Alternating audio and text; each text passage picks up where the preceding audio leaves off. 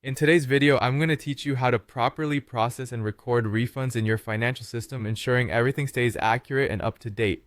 Whether you're dealing with a refund from a vendor or issuing a refund to a customer, it's essential to know the correct approach to handle these transactions. We'll break everything down into easy to follow steps to ensure you don't miss any vital details. Let's start by identifying the type of refund you're dealing with. Are you receiving a refund from a vendor, such as a bill or expense refund, or is it a sales refund or return from a customer? This initial identification is crucial as it will determine the correct path you need to follow for recording the transaction properly. If it's a vendor refund you're processing, go ahead and head over to the plus new option in your financial system and select bank deposit.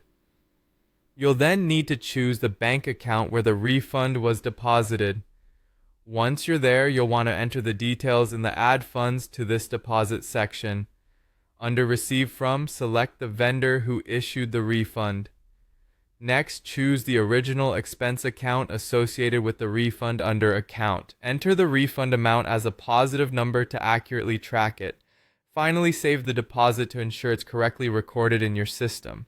Now, what if the refund involves a customer? If you've issued a refund to them, start by selecting plus new and then choosing refund receipt. You'll need to fill in the customer's name, the refund date, the method of payment, and of course, the refund amount. You'll also want to specify the products or services being refunded. Once you've filled in these necessary details, save and close the entry to finalize the refund record. On the less common occasion that you receive a refund from a customer, enter this as a bank deposit like we discussed for vendor refunds. This time, make sure to use the customer's name and the appropriate income account to record the refund correctly in your ledger. The final and crucial step is to match or reconcile the refund. Once the transaction appears in your bank feed, take a moment to match it with the deposit or refund receipt that you created earlier. Doing so will help maintain the accuracy of your financial books and ensure they are always up to date. By following these steps, you'll find that managing refunds becomes a painless part of your accounting process. Remember, keeping your records organized and reconciled is key to a smooth financial operation, and now you're equipped with the knowledge to handle refunds like a pro.